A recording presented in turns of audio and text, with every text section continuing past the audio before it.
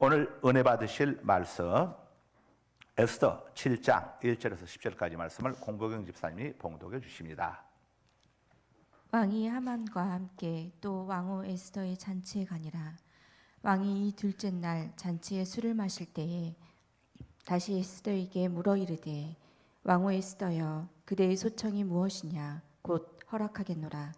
그대의 요구가 무엇이냐? 곧 나라의 절반이라 할지라도 시행하겠노라. 왕후 에스더가 대답하여 이르되, 왕이여, 내가 만일 왕의 목전에서 은혜를 입었으며 왕이 좋게 여기시면 내 소청대로 내 생명을 내게 주시고 내 요구대로 내 민족을 내게 주소서. 나와 내 민족이 팔려서 죽임과 도륙함과 진멸함을 당하게 되었나이다. 만일 우리가 노비로 팔렸더라면 내가 잠잠하였으리이다. 그래도 대적이 왕의 손해를 보충하지 못하였으리이다 하니, 아하수에로 왕이 왕후 에스더에게 말하여 이르되, 감히 이런 일을 심중에 품은 자가 누구며 그가 어디 있느냐 하니, 에스더가 이르되, 대적과 원수는 이 악한 하만이니이다 하니, 하만이 왕과 왕후 앞에서 두려워하거늘 왕이 노하여 일어나서 잔치 자리를 떠나 왕궁 후원으로 들어가니라. 하만이 일어서서 왕후 에스더에게 생명을 구하니 이는 왕이 자기에게 벌을 내리기로 걸심한 줄 암이더라. 왕이 후원으로부터 잔치자리에 돌아오니 하만이 에스더가 앉은 걸상 위에 엎드렸거늘 왕이 이르되, 저가 궁중 내 앞에서 왕후를 강간까지 하고자 하는가 하니, 이 말이 왕의 입에서 나오매 무리가 하만의 얼굴을 싸더라. 왕을 모신 내시 중에 하르보나가 왕에게 아뢰되, 왕을 위하여 충선된 말로 고발한 모르드게를 달고자 하여 하만이 높이가 50규비 되는 나무를 준비하였는데 이제 그 나무가 하만의 집에 섰나이다. 왕이 이르되, 하만을 그 나무에 달라 하매 모르드게를 매달려고 한 나무에 하만을 다니 왕의 노가 그치니라. 아멘. 아멘. 내 민족을 내게 주소서 하는 제목으로 함께 은혜를 나누도록 하겠습니다. 지난 4월 달에 에스더서를 통해서 함께 은혜를 여러 시간 나누었습니다. 5월은 가정의 다른 관계로 인해서 가정에 관한 설교를 하느라고 잠깐 쉬었고, 이제 다시 에스더서를 마저 살펴보면서 함께 은혜를 나누도록 하겠습니다. 페르시아의 실세 총리 아말렉 사람 하만의 음모에 의해서 페르시아 땅에 거주하는 유대인 디아스포라 모두가 처형당할 그런 상황에 처해 있었습니다. 이때 당시 왕후였던 유대인 에스더는 사촌오빠 모르드게로부터 이 사실을 전해 들었습니다. 그런데 당시 왕은 왕후 에스더를 찾지 않은 지가 30일이나 되었습니다. 왕후에게서 마음이 떠나 있었던 것이죠. 후궁들에게 빠져 있었던 것이죠. 에스더는 왕후였지만은 왕을 만날 수가 없었습니다. 만나야 무슨 이야기를 할 수가 있는데 만날 수 없으니 기막힐 일이 아닙니까? 왕이 찾지 않는데 왕후가 왕을 찾아갔다가는 자칫 오해를 받아서, 아니 이 여자가 30일 동안 찾지 않았더니 이제 이거 좀 이상해졌나? 왜 부르지 않는데 찾아오는가? 혹시 나에게 어떤 해를 가려고 오지 않는가? 자, 왕이 이런 생각을 갖게 되면은 금으로 만든 지팡이를 내어밀지 않게 되는데, 이럴 경우에는 경원들이 가차없이 죽이도록 되어 있습니다. 왕을 보호를 해야 하니까.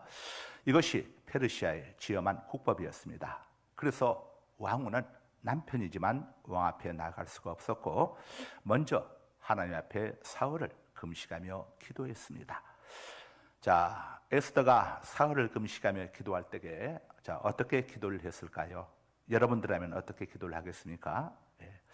아마 저라면 이렇게 기도하지 않았을까 싶어요. 하나님, 왕의 마음을 좀 움직여서 왕이 이 사흘 안에, 제가 금식 기도하는 사흘 안에 왕이 저를 부르던가 아니면 제게로 찾아오던가 이렇게 해주었으면 좋겠습니다. 그냥 부르지 않는 데 나갔다가는 이거 죽는 생명을 잃는 수가 있는데, 자, 에스더가 아마 하는 기도의 내용 속에 사흘 동안 어떤 기도를 했는지에 대해서는 내용이 나와 있지 않지만은, 자, 추정해 보자면은 에스더 왕후 역시도 한 인간인지라 분명히 기도 속에 그런 기도를 드렸을 겁니다. 하나님, 왕이 저를 먼저 좀 부르게 해주시든가, 아니면은 찾아오게 해주시든가. 좀. 자, 그런데 사흘 동안 금식을 했는데 왕이 부르지도 않았습니다. 찾아오지도 않았습니다. 에스더로서는 정말 낭망스럽고 힘이 쭉 빠지는 일이 아닐 수가 없었겠죠. 이제 에스더가 택할 수 있는 방법은 단 한 가지, 죽음을 각오하고 왕 앞에 나아가는 거죠. 이건 정말 쉬운 일이 아닙니다. 도살장에 끌려가는, 자, 이런 소나 양의 그런 심정이 되겠죠. 그러나 에스더는 목숨을 내걸고 죽으면 죽으리라 각오하고 왕 앞에 나아갔습니다. 그랬더니, 자, 이제 하나님의 반전이 시작되죠. 여기서부터 기적이 나타납니다. 하나님께서는 벌써 왕의 마음을 다 만져놓고 에스더가 찾아오기를 기다리고 있었습니다. 하나님 편에서 보자면은 에스더의 믿음이 진짜 믿음의 기도였는지를 아마 달아보시고자 하심이 아니었을까. 여러분들도 삶의 현장 속에서 어떤 문제들이 있어서 에스더처럼 하나님, 왕을 저에게 보내주시던가 아니면 저를 좀 부르게 하던가, 이렇게 하면 제가 이 이야기를 하고 싶은데 하나님 이렇게 해주십시오 라고 직접 왕을 찾아가는 것보다 왕이 스스로 찾아오던가 아니면 나를 호출하던가, 자, 이런 기도들 아마 여러분들도 많이 하고 계실 겁니다. 하나님의 방법은 에스더로 하여금 왕 앞에 나아가는 것. 왕의 마음이 어떻게 변화됐는지 알지 못하는 에스더 입장에서야 이거 정말 죽음을 각오한 거 아닙니까? 자, 그러나 믿음 있는 사람만이 나갈 수 있는 거죠. 여러분들 하나님 앞에 기도하고 그것을 실행에 옮기지 못함으로 인해서 두려움 때문에 여러분들이 놓쳐버린 많은 응답들도 있을 수 있다는 것을 우리에게 알려주고 있죠. 자, 30일 만에 에스더를 본 왕의 마음이 어땠겠습니까? 여러분들 데이트해 보신 분들은 알죠? 사귀던 사람과 서로 교제가 끊어져 가지고 이렇게 30일 동안 만나지 않았을 때에 두 가지 반응이 있습니다. 정말 사랑했던 사이는 30일 만에 만나게 되면 미치는 겁니다. 너무 좋고. 그런데 싫었던 사람을 30일 만에 만나게 될 경우는 여러분 어떻습니까? 남자분들이 특별히 우리 여성분들도 마찬가지지만 정말 여러분 어떤 마음이 듭니까? 이거 스토커로 보이지 않습니까? 이거 완전히 30일 동안을 피하고 연락도 안 주고 이렇게 했는데 갑자기 그 사람이 집을 찾아온다든가 회사로 찾아올 경우에 여러분들 그 상대방에 대해서 아마 10중 8구는 스토커가 따로 없네 하는 생각이 아마 들기가 쉬울 겁니다. 그렇죠? 정말 사랑하는 사이라면은 왕이 에스더를 이렇게 바로 곁에 두고 부르지 않을 리가 없었겠죠. 자, 그런데 이 왕이 에스더를 보는 순간에 왕의 마음이 전혀 일반인들이 생각하는 것과는 전혀 다른 마음이 되어 있었습니다. 왕을 보고, 자, 왕이 하는 첫 번째 말이 이렇습니다. 왕후여, 그대가 원한다면 나라의 절반이라도 내어주겠소. 이 한마디 속에 왕후를 대하는 왕의 마음이 어땠는지를 다 우리가 읽을 수가 있죠. 하나님께서 왕의 마음을 얼마나 이렇게 만져주셨는지를 알 수가 있습니다. 성경은 왕의 마음이 하나님의 손에 달려있다고 말씀을 합니다. 잠언 21장 1절입니다. 왕의 마음이 여호와의 손에 있음이 마치 보물과 같아서 그가 임의로 인도하시느니라. 왕의 마음이 여호와의 손에 달려있음이요 마치 저수지의 물처럼 그가 여호와께서 왕의 마음을 마음대로 인도하시느니라, 마음대로 좌지우지하시느니라, 이렇게 말씀을 하죠. 그러니까 사업하시는 분들, 바이어들 그 마음을 바이어가 잘 접대한다고 해서 이것도 중요하지만은 먼저 하나님이 만져주셔야 합니다. 우리 사업하시는 분들은 사업의 성공자가 되고 싶다면 먼저 하나님 앞에 에스더처럼 기도하시고, 자, 기도하시고 먼저 하나님의 마음을 얻어야겠죠. 모든 것의 시작은 너희는 먼저 그의 나라와 그의 의를 구하라. 하나님과의 관계를 하나님과 좋은 관계를 맺으라는 것이죠. 자, 여기로부터 시작되는 겁니다. 하나님과의 관계를 우선했던 에스더가 왕 앞에 나갔더니 벌써 왕의 마음을 하나님께서 이렇게 만져 놓으신 겁니다. 자, 그러자 에스더는 서두르지 않았습니다. 에스더가 원했던 것은 동족의 목숨을 구하는 것도 중요하지만은 먼저 왕과의 관계를 회복하는 것이 중요했죠. 그래서 에스더는 자기의 소원을 바로 이야기하지 않고 왕에게, 자, 왕을 오늘 저녁 만찬을 제가 준비할 테니 왕께서 오십시오. 왕만 초대하지 않았습니다. 총리 하만도 함께 초대했습니다. 이것은 총리 하만의 경계심을 누그러뜨리기 위함이었겠죠. 아니, 왕후가 갑자기 30일 만에 나타나서 왕만 초청을 하고 나는 왜 부르지 않는가? 뭐 경계심을 갖지 않겠습니까? 그래서 경계심을 누그러뜨리기 위해서 왕후가 아주 지혜롭게 두 사람을 같이 초청을 했습니다.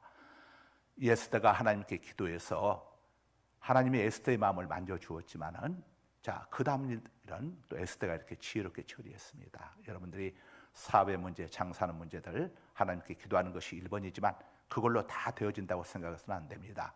그 다음에 여러분들이 손님들 입맛에 맞는 음식을 만들고 또 서비스를 하고 이런 것들이 준비가 되어져야겠죠. 이런 것들이 잘 되어져야 정말 좋은 결실을 맺을 수가 있겠죠. 자, 그래서 에스더는 정성을 다해서 아마 남편 아하스웨로 왕이 좋아하는 음식들을 정성을 다해서 준비를 해가지고 하만 총리를 대접을했습니다. 남자들은 음식을 먹고 나면 기분이 좋아집니다. 그래서 하는 말로 얼굴이 예쁜 아내는 3개월 가지만은 음식 잘 만드는 아내는 평생 간다는 이야기가 있잖아요. 그러니까 음식 만드는 거 이건 음식은 늘 즐겁게 해주는 것이니까.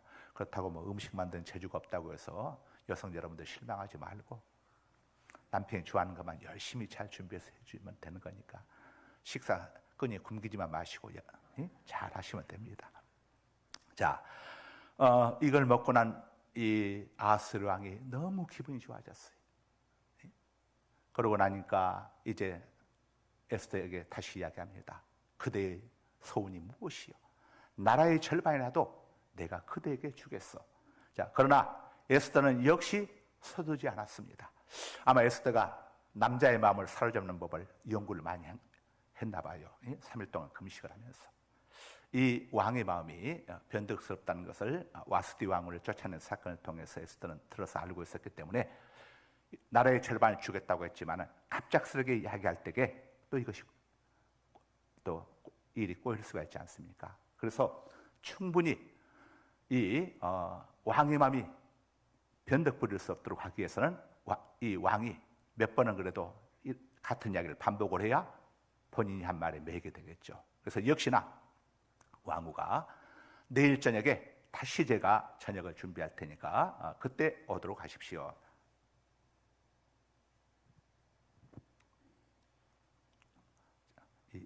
제가 안구 건조증이 조금 있는데, 자, 갑자기 이게 좀 와서 그래서 이 에스더가 서두르지 않고 다음 날 또 초청을 했습니다. 이튿날, 자, 그 이튿날의 이야기가 시작되어지는 게 바로 오늘 본문의 시작이죠. 이제 다시 그 저녁에 음식을 이렇게 찾아러 갔습니다. 에스더가 정말 정성껏 준비를 해가지고 이제 남편 아하스웨로 왕과 총리 하만에게 대접을 다 했습니다. 너무너무 기분이 좋아진 왕 아하스웨로 왕, 이번 세 번째로 이야기하는 겁니다. 왕의 한마디는 엄청난 것인데 세 번을 본인이 약속했으니 왕후가 뭘 원하든지 간에 안 들어줄 수가 없는 상황이 되어진 것이죠. 그때 이제 에스더가 왕에게 이야기를 합니다. 이야기를 하는데 에스더가 아주 지혜롭게 이야기를 합니다. 뭐라고 이야기를 하는 거 아니에요? 굉장히 지혜롭게 이야기를 하는데, 자, 왕과 총리 하만을 결부시켜서 이야기하지 않고 분리시켜서 이야기합니다. 두 나라를 동시에 두 나라와 동시에 싸우게 되면 안 되잖아요. 한 나라를 상대해야지, 문제를 야기시킨 그 한 나라를 상대하지 않겠어요? 그래서 이 에스더가 왕에게 이렇게 합니다. 저의 소원은 소첩의 목숨과 소첩의 동족의 목숨을 살려달라는 겁니다. 이게 나라의 절반을 구하는 게 아니라 왕후 자기의 목숨을 살려달라니, 일단 동족의 목숨은 차치하고라도 왕후의 목숨을 살려달라니, 부부는 한 몸입니다. 여러분, 부부간에 이렇게들 서로 싸우고 나서 와가지고 남편이든 아내든 이야기할 때 절대 거기에 동조하지 마세요. 다 들어갑니다. 나중에 괜히 불필요한 오해들 받게 되니까 절대 거기에는 무조건 아이고 뭐 다 아내가 생각해서, 김 집사가 생각해서 그랬구만, 뭘 그걸 가지고 그래, 아이고 이 장로님이 생각해서 그랬구만, 뭘 그걸 가지고 그래, 여러분 이렇게 이야기하지, 나중에 다 이불 속에서 전부 다 아무개 집사가 내가 화나가지고 그랬더니 이렇게 이야기를 하는 순간에 여러분들은 불필요한 오해들을 많이 받게 되니까, 부부는 한 몸인 겁니다.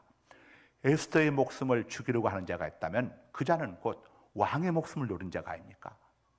왕이 시샘말로 꼭지가 돌았습니다. 라는 겁니다. 세상에 그렇게 못된 놈이 어디 있는가 했을 때에 왕후가 주저하지 않고 마치 솔개가 병아를 채듯이 바로 여기 있는 이 하만입니다 라고 단호하게 지적을 했습니다. 그러자 이제 왕이 얼마나 화가 났겠습니까? 아니, 총리 하만이 내 아내를, 왕후를 죽이려고 하고 있단 말인가? 순간 이 화가 머리끝까지 치밀은 왕이 이제 다시 정원밭으로 어전뜰 밖으로 나갔습니다. 이걸 어떻게 해야 할 것인가? 대책도 세워야 할 것이고, 머리가 복잡했겠죠. 이게 다른 사람이 아닌 이인자 총리 하만이, 그토록 자기가 믿고 맡겼던 하만이 이렇게 했으니 이거 정말 얼마나 정신이 혼란스럽겠습니까? 그리고 나가 있는 사이에 이제 하만은 이제 이건 뭐 완전히 마음을 놓고 있는 상태였잖아요. 에스더에게 이렇게 초청받아 왔으니까 설마 왕후가 나를 이렇게 저기 할 거라고 하는 생각은 꿈에도 못했기 때문에 이 상황 속에서 어떻게 해야 할지 완전히 속수무책입니다. 에스더가 노렸던 것은 바로 이것이죠. 그래서 그 순간 이 하만이 에스더의 치맛자락을 붙잡은 거예요. 왕후여, 왕후마마, 나를 살려달라고, 나를 좀 구원해달라고. 그런데 어제는 나가 있던 왕이 이제 나가서 잠깐 머리를 식혔는지 아니면 어떻게 처리할 것인지 구상했는지 들어오다 보니까 하만이 왕후 치맛자락을 붙잡고 있는 거예요. 그 순간에 하만은 지금 살려달라고 붙잡고 있는데 왕의 눈에 보이는 하만의 모습은 왕후를 겁탈하는 것처럼 보인 겁니다. 하만이 모르드게를 오해해가지고 모르드게를 죽이려고 했던 그 오해를 이제 하만이 에스더를 통해서 받게 되는 것이죠. 심는 대로 거두게 되는 것이죠. 그 순간 왕이 진노해가지고 감히 내 앞에서 어전에서 왕후를 겁탈하려 강간하려 한단 말이냐 하는 순간에 눈치 빠른 경원들이 잽싸게 가가지고 완전히 하만을 뒤집어 씌워가지고 하만은 거기서 모든 것이 끝나고 말았습니다.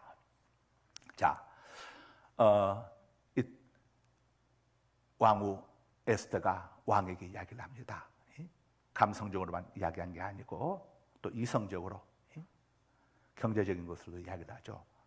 왕이시여, 제가 웬만하면은 이렇게 하지 않으려고 했습니다. 그런데 하만 총리의 말대로 만일 우리 이 땅에 있는 유대민족들이 엄청나게 많은데 그들 다 죽이신다면은 우리 유대민족들은 다른 민족들과 달리 장사도 잘하고 사업도 잘합니다. 그들이 왕의 금고에 세금으로 바치는 돈이 어마어마합니다. 그뿐이 아니라 우리 유대인들은 또 이렇게 은혜를 온수로 갚는 사람들이 아닙니다. 은혜를 은혜로 갚는 사람들입니다.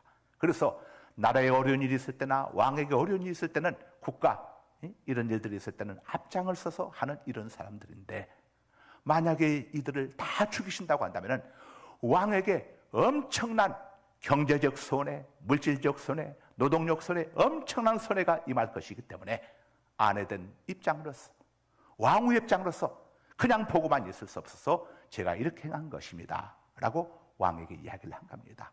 논리적으로 이야기를 한 거죠. 자, 우리가 복음을 전할 때도 이런 게 필요합니다.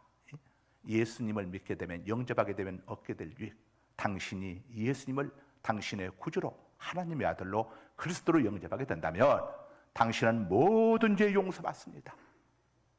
과거와 현재와 미래의 모든 죄를 용서받고 구원받을 수 있습니다. 두 번째로, 당신이 예수님을 그리스도로 영접한다면 당신 몸이, 육체가 죽어도, 우리 몸이 죽어도 예수님이 땅에 재림하시는 그날에 다시는 썩지 아니할 몸으로 다시 살아나게 될 것입니다. 다시 살아나게 되는 겁니다. 그리고 예수님을 구주로 영접하게 되면 천국에서 영원히 사는 복을 누리게 되는 것입니다. 자, 이 세 가지 확실한 복은, 이 세 가지 복은 이 땅을 살아가는 모든 사람들, 앞으로 오고 오는 모든 세대들에게, 예수님이 땅에 오시기 전까지 이 땅에 태어날 모든 인생들에게 다 필요한 겁니다. 모두에게 꼭 필요한 복음이죠. 복이죠. 그러나 만약 당신이 예수님을 거부한다면, 예수 그리스도를 거부한다면 당신은 죄값은 사망인지라, 당신의 그 죄값 때문에 심판과 형벌을 받고 지옥의 뜨거운 불못 속에서, 물 한 모금 얻어먹을 수 없는 그곳 속에서 당신은 고통 속에 살아야 합니다. 언제까지 살아야 하나요? 영원히 당신은 그곳에서 고통 속에 살아야 합니다. 당신을 위해 이 땅에 찾아오셔서 생명을 내어주신 그 하나님의 은혜를 거부해버린 그 죄악, 예수 그리스도의 대속의 죽음, 그 엄청난 은혜를, 그 생명을 거부한 그 죄는 세상 무엇으로도 해결할 수가 없는 겁니다. 선택은 당신에게 있는 것입니다. 당신이 예수 그리스도를 선택할 수도 있고 선택하지 않을 수도 있지만 거기에 대한 책임, 몫은 바로 당신의 몫임을 잊어서는 안 됩니다. 우리가 이런 부분을 복음 전할 때는 여러분들이 이렇게 정확히 전해주시는 게 꼭 필요합니다. 왜냐하면 사람은 감정과 함께 이성을 가지고 있기 때문에, 자, 반드시 이 복음을 전하게 되면은 그들이 생각하게 되어 있습니다. 자, 우리는 손해보는 걸 싫어하지 않습니까? 이 엄청난 손해보는 것을 끝까지 거부할 사람은 없는 겁니다. 잠시는 본인의 자존심 때문에 거부할지라도 복음이 일단 전해지게 되면은 성령님이 역사해서 반드시 돌아오게 되었습니다. 사람은 본능적으로 손해보는 일을 다 싫어하거든요. 특별히 영적인 손해에 대해서는 우선은 둔감할지라도 세월이 흘러갈수록 민감해지는 것이 영적인 문제인 겁니다.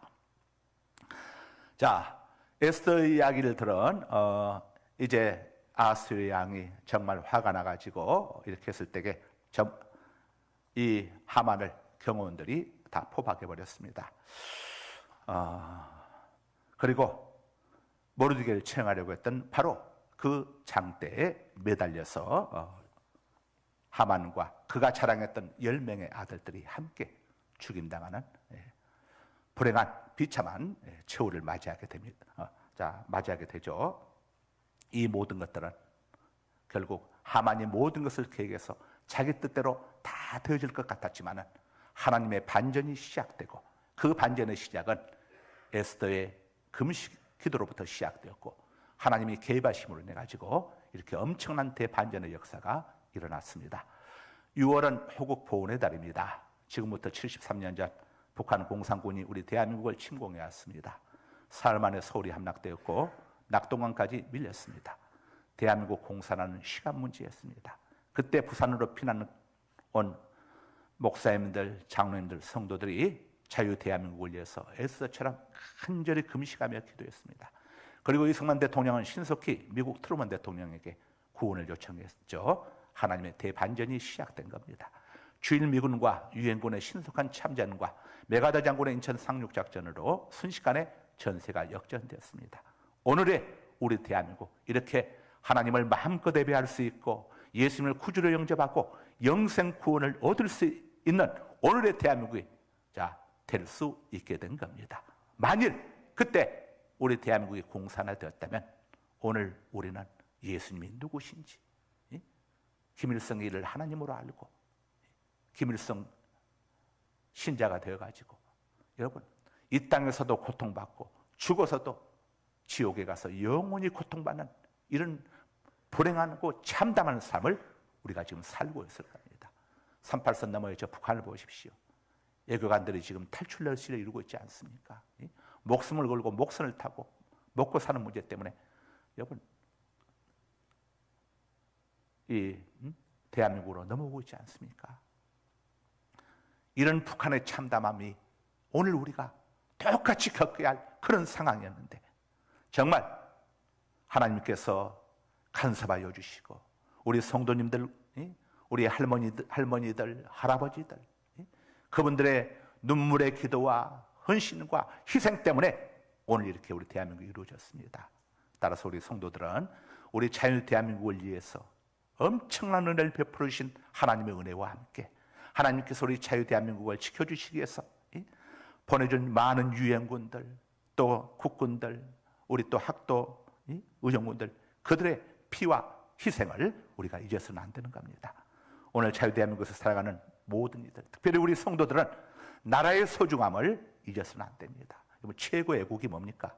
에스더처럼 모르드게처럼 하나님을 경외하면서 민족의 영혼구원을 위해서 우리 또 나라가 마음껏 하나님을 예배하고 복음을 전할 수 있는 그런 자유민주주의 나라로 세워져 갈 수 있도록 주님 오시는 그날까지 세워져 갈 수 있도록 기도하고 전도하는 겁니다.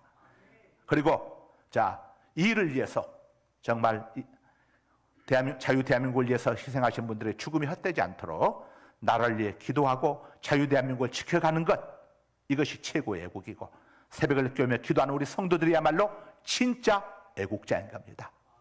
우리가 이것을 잊어서는 안 됩니다. 북한의 핵무기보다 더 무서운 무기를 우리 성도들은 갖고 있습니다. 북한의 핵무기는 엄청난 돈도 들어가고 함부로 쓸 수 없습니다. 쓰는 순간 사용하는 사람도 죽기 때문에. 그러나 기도 무기는 돈도 전혀 안 들어가고 기도 무기는 하나님께서 알아서 해결해 주시는 거예요. 김일성이 1970년대에 어버이일수령님 명령만 내리시옵소서. 남조선 적화 준비 끝났습니다 했지만은 그 명령 내리지 못하도록 하나님이 김일성 마음속에 두려움의 영을 심어 놓으시고 김일성이 하나님이 데려가셨어요. 김정일이가 서울을 불바다로 만들어 버리겠다고 큰 소리를 쳤지만은 하나님이 그 마음속에 두려움의 영을 심어 놓으시고 김정은이 그가 원했던 불바다 속에 들어가서 지금 잘 지내고 있을 겁니다. 김정일도 마찬가지입니다. 여러분, 전쟁은 핵무기가 있다고 전쟁을 일으킬 수 있는 게 아닙니다. 군사준비가 갖춰졌다고 전쟁을 일으킬 수 있는 게 아닙니다. 성경이 이렇게 말씀을 합니다. 사무엘상 17장 47절입니다. 또 여호와의 구원하심이 칼과 창에 있지 아니함을 하나님의 구원하심이 핵무기에 달려있지 아니하고 이 무리에게 알게 하리라. 전쟁은 여호와께 속한 것이죠. 전쟁의 시작과 끝은 여호와께 속한 것이죠. 그가 너희를 우리 손에 넘기시리라. 자, 아멘. 우리는 나라를 위해서 기도해야 합니다.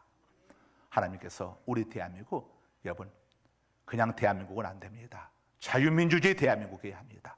그래야 마음껏 하나님을 예배하고 자유민주주의가 뿌리를 내리고 시장경제가 꽃펴지는 그런 나라, 마음껏 하나님을 누구든지 예배할 수 있고 누구에게든지 복음을 전할 수 있는 그런 나라로 우리 예수님 다시 오시는 그날까지 우리나라가 세워져 가도록 우리가 하나님 앞에 기도해야 우리 믿음의 선녀들에게 받은 은혜를 우리 후손들에게, 자손들에게 넘겨줄 수 있는 것입니다.